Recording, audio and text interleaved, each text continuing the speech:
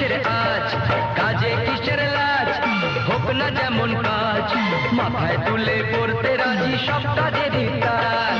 কাজে কিসের লাজ, হোক না যেমন কাজ, মাথায় তুলে পড়তে রাজি সব কাজেরই কাজ। বাবার পকেট আর না মেরে রক ক্লাবের আড্ডা ছেড়ে,